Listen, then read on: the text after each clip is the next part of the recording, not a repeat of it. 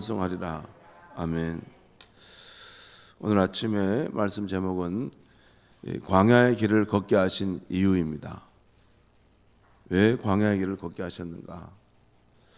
오늘 말씀은 광야 40년의 세월을 지나 이제 하나님의 약속의 땅 가나안에 들어가게 될 이스라엘 백성에게 주시는 말씀입니다. 오늘 말씀의 요지는 크게 두 가지입니다. 하나는 지난 40년 동안의 광야 생활을 회고해보고 그 의미가 무엇이었는지 해석해주고 있습니다.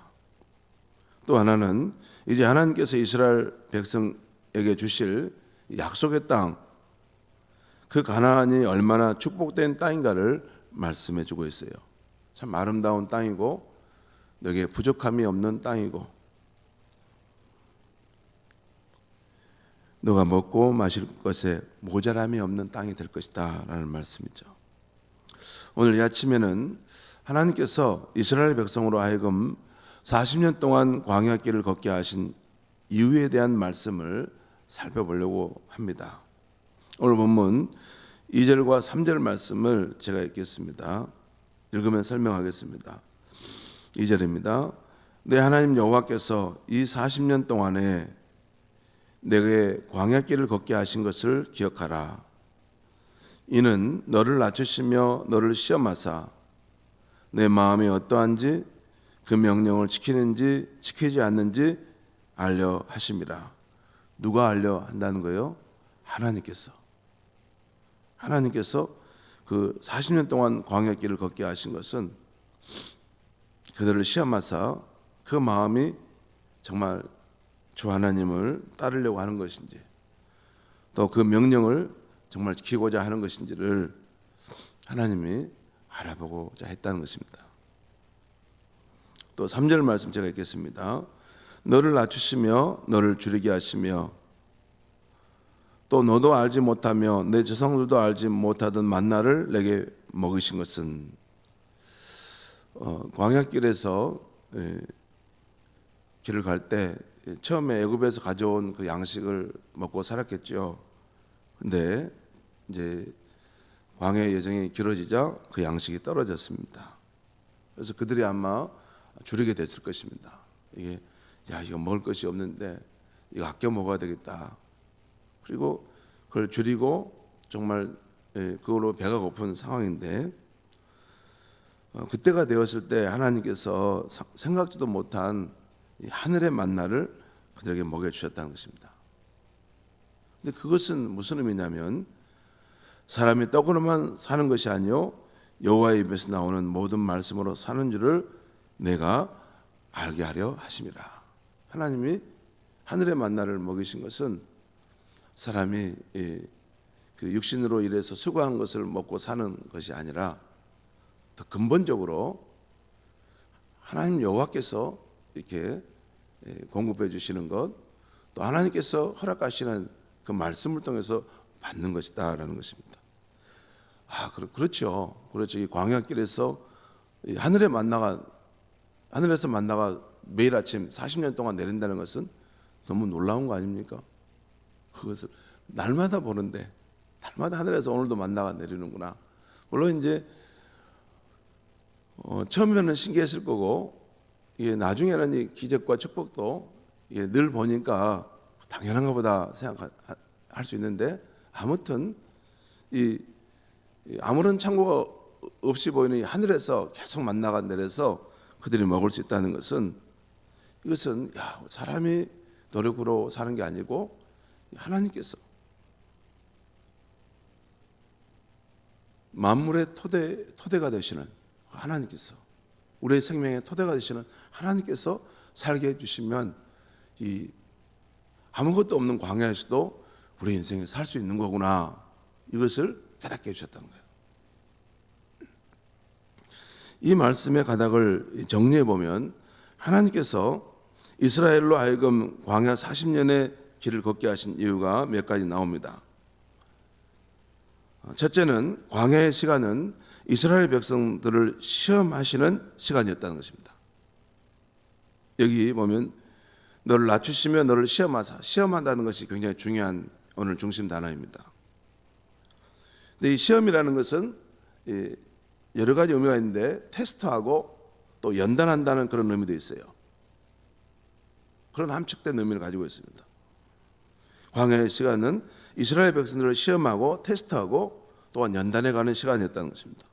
두 번째, 광야의 시간은 그 백성의 마음이 어떠한지 진정으로 하나님을 사랑하고 하나님의 명령을 지키려 하는 마음인지 하나님이 테스트해 보신 시간이었다는 것이에요. 광야는 참 척박한 땅이지 않습니까? 애굽같이 모든 것이 풍족한 그런 상황에서는 그 마음을 잘 알 수 없어요. 근데 척박하고 황무한 땅을 갈 때는 사람이 그 마음에 품고 있는 것이 다 드러납니다. 그러니까 감출 수가 없는 거죠. 광야를 걸어갈 때 진짜 하나님에 대한 믿음을 갖고 있는지, 어떠한 환경에서도 우리는 하나님을 사랑합니다라는 그런 태도를 갖고 있는지 척박한 광야길을 통과하게 해보면 그 마음을 다 검증해낼 수 있는 것이죠. 자, 그래서 그들의 믿음의 진정성을 하나님이 알려하셨다는 것입니다. 또한 세 번째는 광야의 시간은 사람이 떡으로만 사는 것이 아니요 여호와의 입에서 나오는 말씀으로 사는 것임을 알도록 하신 시간이었다는 것입니다. 오직 하나님의 은혜로 하나님의 공급하심으로 우리가 살아가는 것임을 알게 하신 거라는 거죠. 또한 4절과 6절 말씀을 제가 읽겠습니다. 4절과 6절. 이 40년 동안에 내 의복이 헤어지지 아니하였고 내 발이 부르트지 아니하였느니라. 너는 사람이 그 아들을 징계함 같이 내 하나님 여호와께서 너를 징계하시는 줄 마음에 생각하고 내 하나님 여호와의 명령을 지켜 그의 길을 따라가며 그를 경외할지니라. 여러분, 하나님과 이스라엘 관계를 사람이 그 사랑하는 아들을 징계하는 것 같이 하나님께서 그들을 징계하셨다는 것입니다. 여러분, 징계라는 것은 보통 이제 부모가 자녀에게 주는 것인데 또 잘못했을 때 회초리를 때린다거나 또는 그것으로 이제 하는데, 근데 그것은 그 아들이 잘 되라고 하는 것이죠. 잘 되라고 하는 것을 징계라고 말합니다. 그래서 사람이 그 아들을 징계함 같이 너 하나님 여호와께서 이 광야 여정을 통해서 너를 연단하시고 징계하셨다는 것을 잘 생각하고 너는 하나님 여호와의 명령을 지키고 그의 길을 따라가며 그분을 경외할지어다. 그러니까 세 가지죠. 하나님의 말씀을 지키고 하나님의 그 가신 길을 따라가고 하나님을 마음속으로부터 경외할지어다. 성도 여러분, 이 아침에 오늘 본문과 성경이 말하고 있는 하나님의 백성들의 이 세상에서의 삶에 대한 관점 한 가지를 말씀드리려 합니다. 이스라엘 백성들이 광야 여정 40년을 지나서 하나님의 약속의 땅에 들어갔듯이 우리 성도들도 아마 그만큼 한 40년 정도 이 세상 광야의 길을 지나서 하나님의 약속의 땅 천국 본향으로 들어갑니다. 이것은 너무나 분명한 사실입니다. 너무나 당연한 거기 때문에 우리는 별로 말하지 않죠. 그 목표가 분명하지 않고 또 그것이 없다면 우리의 신앙은 다 헛것입니다. 헛것입니다. 그냥 우리는 죽으면 끝나니까 이 땅에서 잘 먹고 잘 살고 평안하게 사는 것, 호의호식하면 그것이 제일 잘 사는 것입니다.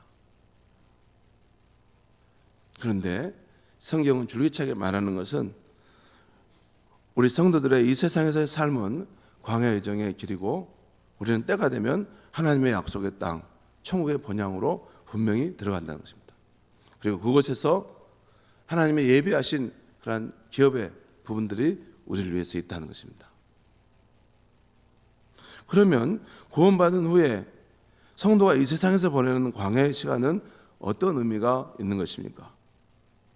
하나님께서 그 성도의 믿음과 인격, 순종, 그리고 사랑과 충성을 계속해서 시험하시는 시간입니다. 시험한다는 것은 테스트하고 연단해서 금보다 더 귀한 믿음과 인격으로 다듬어 가시는 시간이라는 것입니다. 목사님, 어떻게 그렇게 말씀합니까? 저는 성경의 관점을 지금 말씀한 것입니다. 이 세상의 삶이 어떤 삶인가 우리의 생각들도 있을 수 있죠. 그건 우리 생각이고 성경에서 하나님이 말씀하시는 이 성도가 이 땅을 살아가는 그 삶의 시간은 무슨 의미가 있는가 할 때 분명하게 하나님께 성도의 믿음과 인격을 계속해서 시험하시는 시간이라는 것입니다. 이스라엘의 광야의 시간이 그랬습니다. 그 홍해를 지나게 하신 것, 하늘의 만나를 내려주신 것, 가나안 땅의 정탐의 사건들이 그랬습니다. 그리고 아브라함에게 사랑하는 독자 이삭을 바치게 하신 것, 의로운 욥이 고난받게 하신 것, 요셉이 보디반의 여인의 유혹을 받게 된 것, 이것도 굉장히 중요한 시험이고 테스트였던 것입니다. 요셉이 앞으로 애굽의 총리가 될 수 있을 만한 인물인가, 정말 그 하나님 앞에서 늘 하나님을 의지하고 사는 사람인가 하는 것을 하나님이 검증하는 리트머스 시험지였던 것입니다. 그런데 통과했습니다. 여러분, 그냥 이렇게 우리가 평범한 삶을 살 때는 그런 시련과 연단이 크지 않습니다. 하나님께서 크게 쓰실 사람들은 시련과 연단이 큽니다. 시련과 연단이 커야지 하나님과 동행하는 법을 알게 되는 것이죠. 구원받은 우리에 대해서도 하나님은 우리들이 이 세상 광야길을 지날 때 재물, 사람, 문제, 성공과 실패, 질병에 대해서 어떻게 반응하는가를 지켜보고 계십니다. 그뿐 아니라 우리가 내 마음을 상하게 한 사람에 대해서 마음의 문을 닫아버리는지, 마음의 문을 닫지 않고 용납하는지, 또 오늘 하루 만나는 손님이나 직원에게 주의 사랑으로 친절하게 대하는 것 같은 그런 일들도, 그런 사소한 행동들도 하나님은 가만히 지켜보고 계십니다. 영이신 하나님이 안 계신 곳이 어디 있습니까? 영이신 하나님은 온 천지에 충만하신 분이십니다. 이 우주를 만드신 분은 이 우주보다 더 크실 뿐만 아니라 이 우주의 어떤 곳에서도 존재하실 수 있는 분이십니다. 하나님이 우리에게 주시는 시험을 다 알 수는 없습니다.